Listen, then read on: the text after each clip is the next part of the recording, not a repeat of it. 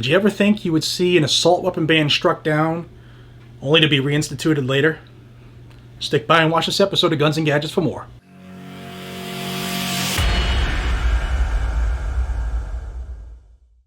Hey everybody, welcome back to Guns and Gadgets, your premier source for Second Amendment news. Before we jump into this real quick, check out Blackout Coffee. Pro-Second Amendment company, supports our troops, tries to fight veteran suicide. They are very much with us in this fight, and I have a link down below where you can not only help this channel, but help the causes as well. blackoutcoffee.com/GNG. Also check out Big Daddy Unlimited. They support this channel as well. They have all the tools that you and I like to use at prices that are often much less than you can find when you're out looking at different areas. They are a membership group. You can check them out, bigdaddyunlimited.com/guns and gadgets. Now let's go to Deerfield, Illinois, small village. And this assault weapons ban ordinance has been fighting for its life since July of 2013. Now there's a lot of little nuances here, and I'm going to do my best to explain it to you where you can understand the craziness. But in July of 2013, there were a couple laws passed in Illinois. If you're in Illinois, you'll recall these. It's the Concealed Carry Act and the Firearms Owners Identification Card Act, otherwise the FOID Act. And that has been involved in its own fight alone.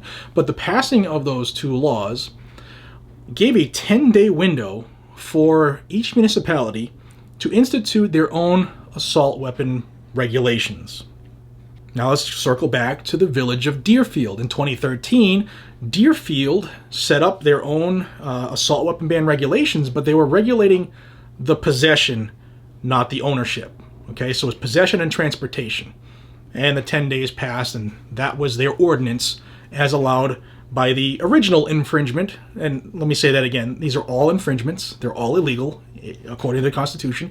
But in the 10-day window, that's what they did. And it started being attacked, and people pushed back immediately with lawsuits.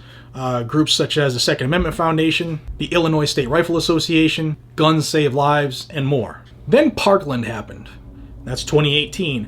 And the mayor of Deerfield instructed the trustees, that's what they're called, the selectmen there, they instructed them to draft an amendment to the original assault weapon ordinance, the one we were talking about from 2013, to draft an amendment and ban assault weapons altogether. And in that amendment, which they did and they passed unanimous, they also lumped in high-capacity magazines because in the wording of that ordinance, they are a part or a component of a quote-unquote assault weapon. Now, if you're looking at that ordinance, what it did was it took the 2013 ordinance, which allowed possession. Now the new 2018 amendment destroyed possession, totally wiped out that previous ordinance, which would be determined to be a new quote-unquote law, an ordinance. So this new law was not passed when it comes to regulating assault weapons in that 10-day magical window that the original infringement allowed municipalities in Illinois to do. I hope you're following. It's kind of crazy. So last year, a Lake County judge put an immediate restraining order on this new 2018 version that banned everything, and followed up with a permanent injunction, meaning that nobody could enforce this assault weapon ban. The judge said, hey, it wasn't done originally like it should have been done. So sad, too bad, cry me a river. But what's interesting is the judge, no judge yet, has said that it violates the Second Amendment, goes against Heller McDonald, and should be stricken from the record and burned. But I guess America, right? And that brings us to this week. A 3-judge panel in Illinois' 2nd District Appeals Court reinstituted the assault weapon ban. Basically what they said was, yeah, the village of Deerfield did this ordinance within the 10 days, and they believe that this was just an amendment to that, and we agree, therefore this is cool and copacetic. No.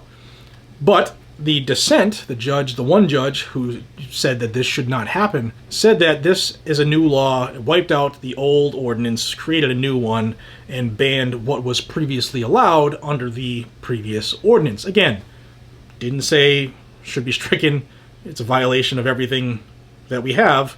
Yeah. So if you live in Deerfield, they could technically start enforcing this assault weapon ban.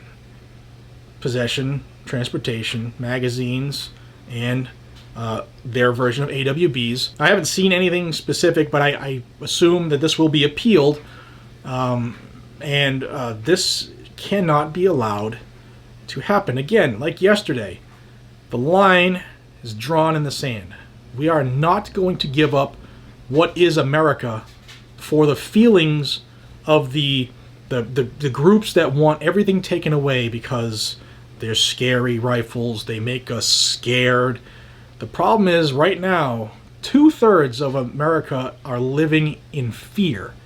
And a population that lives in fear is very easily controlled, especially if they're unarmed. So Joe Biden's promise to delete guns and make everything a fairyland full of bubble wrap unicorns and rainbows is starting to empower all of these, I like to call them communists in hiding, but the tyrannical government, whether it's federal, state, or local, they all feel empowered now because they think Sniffin' Joe is going to be the captain of the ship. Guys and gals, I've said it before and I'll say it again.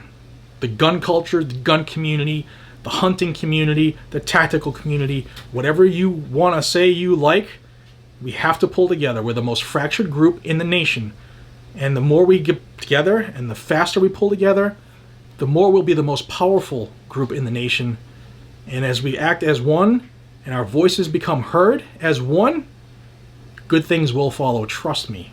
All you have to do is look at history to understand that. So guys and gals, I just wanted everybody to know, in Deerfield, Illinois, be careful. The Gestapo has a new power. And for police officers in Deerfield, in and around Deerfield, don't enforce an unconstitutional ordinance just because your fiefdom wants it, and your mayors and your governors are not kings or queens. They don't empower you to violate the Constitution or the civil rights of the people you're supposed to serve. Ladies and gentlemen, if you're interested in Second Amendment news, this is where you'll find it. Guns and Gadgets reports on it almost daily, mostly daily, sometimes several times a day, I admit. Sometimes it can be crazy with all the stuff going on, but you're going to find that information here. If you would like to help the channel, you can look down below. There's links to like the sponsors I mentioned, Blackout Coffee. You can find the link to Big Daddy Unlimited through my website link. It's down there as well, because you can't put a gun link here. Also, check out Patreon if you want to help be a supporter of the infrastructure behind this channel. It is greatly appreciated. It's humbling. And I am so happy to have you all as the growing Freedom family. You can also help thumbs up the video, share it with everybody you know to violate the anti-gun algorithm. I love violating their algorithm with strength in numbers. So thank you for your time. I appreciate you all more than you know. Until we see each other again, be safe, stay vigilant, carry a weapon, and I will see you on the next one. Take care, everybody.